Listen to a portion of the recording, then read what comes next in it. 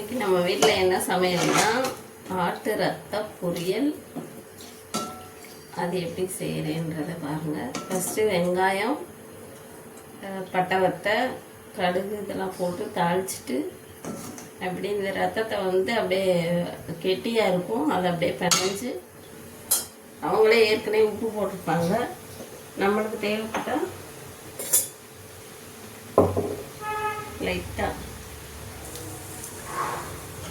லைட்டாக கொஞ்சம் உப்பு போட்டு கிண்டிட்டே இருந்தோம்னா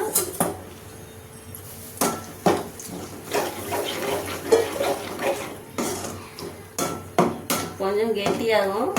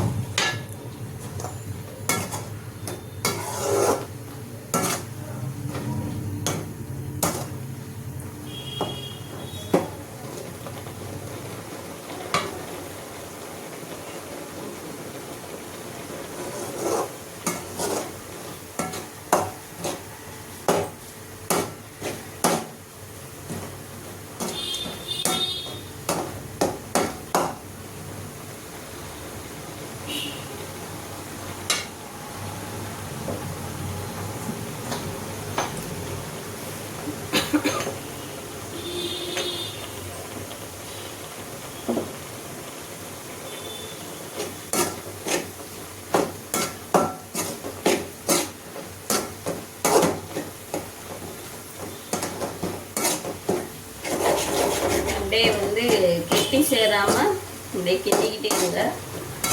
கிண்டினதுக்கப்புறம் கொஞ்சம் லைட்டாக தண்ணி ஃபுல்லாக வற்றிடும். வற்றினதுக்கப்புறம் வந்து தேங்காய் திருவி வச்சுக்கோங்க. நம்ம மிக்சியில் அடித்து போட்டாலாம் வந்து டேஸ்ட்டு அவ்வளோவா இருக்காது. தேங்காய் வந்து திருவி போட்டால் அது ஒரு நல்ல டேஸ்ட்டாக இருக்கும். தேங்காய் வந்து அதே நல்லா தூவி விட்டுக்கோங்க.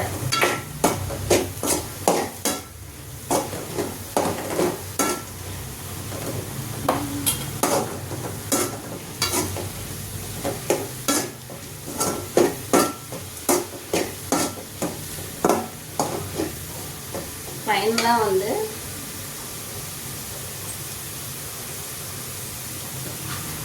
இது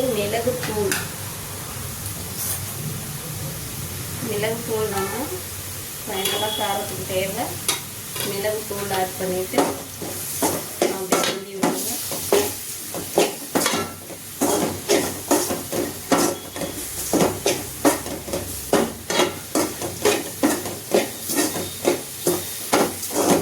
இப்போ ஃபுல்லாக தண்ணி ஃபுல்லாக வற்றி சாப்பிட்ற பதத்துக்கு வந்துடுச்சு.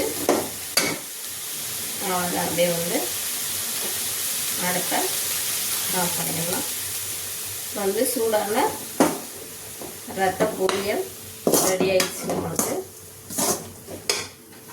வாங்கிட்டு வச்சுட்டு நெக்ஸ்ட்டு வந்து குடல் குழம்புக்கு ரெடி பண்ணி வச்சுருக்கேன். நான் எப்படி வைக்கிறேன்றதை வந்து வீடியோவை எடுத்திருக்கேன், அது பாருங்கள்.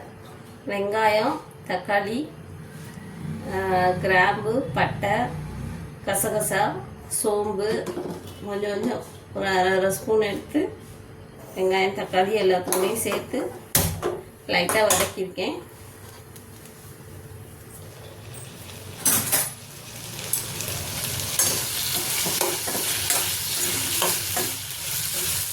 வதக்கினதோட இந்த தேங்காய் துருவலையும் இதோட ஆட் பண்ணிக்கோங்க.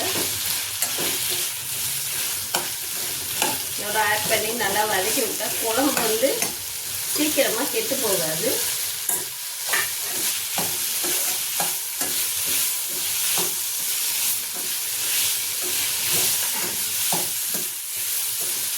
நம்ம மதியானம் சுட வைக்கிறதுனா கூட இந்த கெட்டு போகாமல் அப்படியே இருக்கும். வதக்கிட்டு போட்டா நம்ம தேங்காய் சும்மா போட்டோம்னா வந்து ஒரு மாதிரி கெட்டு போயிடும்.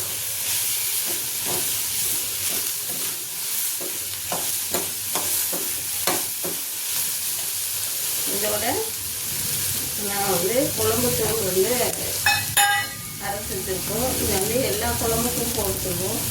இந்த குழம்பு தூளோட வந்து இந்த குடல் குழம்புக்கு யூஸ் பண்ண போகிறேன். நான் வந்து 2 ஸ்பூன் எடுத்துருக்கேன்.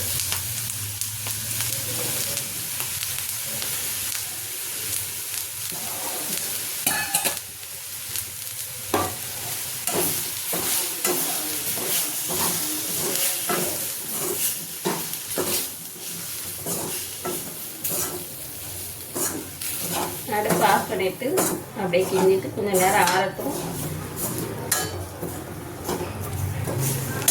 இதை வந்து ஓரமாக எடுத்து வச்சுட்டு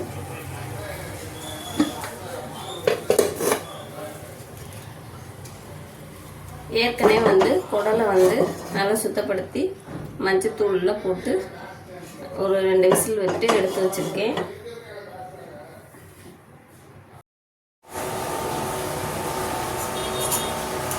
இப்போ வந்து நம்ம குடல் குழம்புக்கு தாளிச்சிக்கலாம்.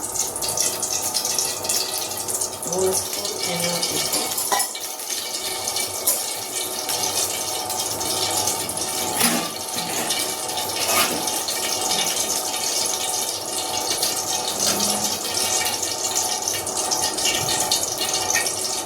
சோம்பு வந்து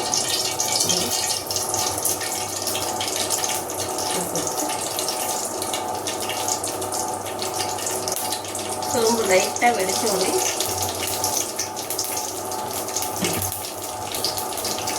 இது வந்து நம்ம மசாலா வதக்கி வச்சுருந்தோம்ல அதை வந்து ஆட்டி எடுத்துகிட்டு இருக்கேன். நான் வந்து இன்றைக்கி கிரைண்டரில் தான் ஆட்டியிருக்கேன்.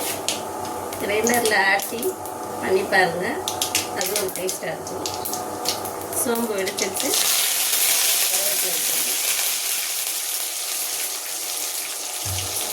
கருவேப்பிலை போட்டோடனே நம்ம குடல் வந்து ஏற்கனவே வேக வச்சுருக்கோம். அது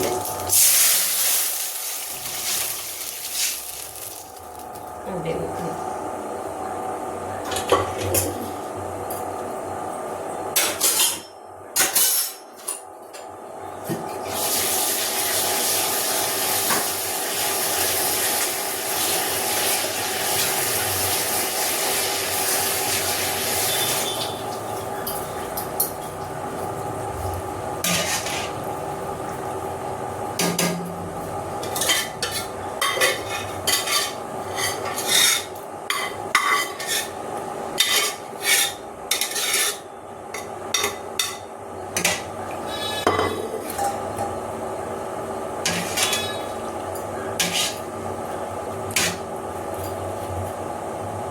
இந்த தண்ணியை வந்து குடல் புண்ணு இருக்கவங்கெல்லாம் வந்து அப்படியே எடுத்து கொஞ்சம் உப்பு போட்டு லைட்டாக உப்பு போட்டு குடிச்சிங்கன்னா குடலில் இருக்க புண்கள் வந்து சரியாயிடும்.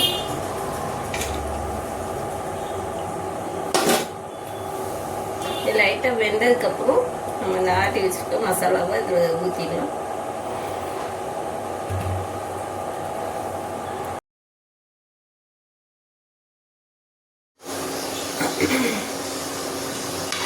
குடல் வந்து கொஞ்சம் தண்ணி நல்லா வற்றிச்சு.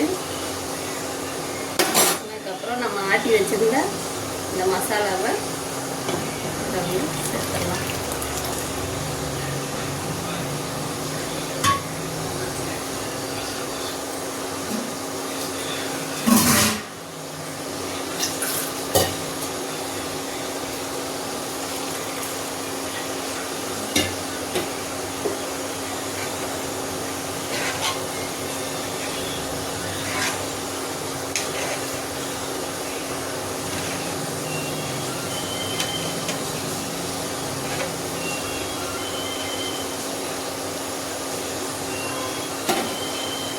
ஏற்கனவே வந்து நம்ம லைட்டாக உப்பு போட்டுப்போம்.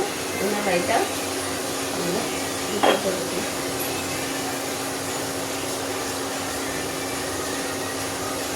ஏற்கனவே நான் வந்து இதே அளவு உப்பு போட்டிருக்கேன்.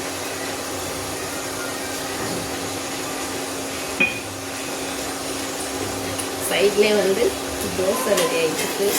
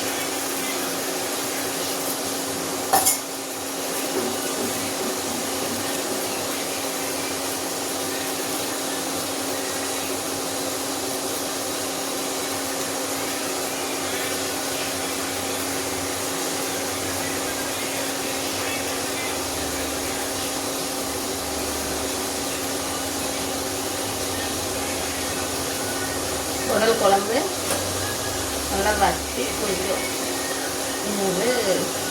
வற்றி நல்லா கொஞ்சம் இன்னும் கொஞ்சம் தண்ணியெல்லாம் வற்றினதுக்கப்புறம் ஆஃப் பண்ணிவிட்டு இறக்கிடுங்க. அவ்வளோதான் வந்து குடல் குழம்பு, ஆட்டு குடல் குழம்பு ரெடி.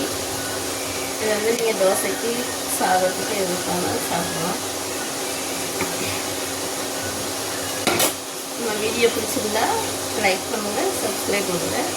Thank you friends. பாய்.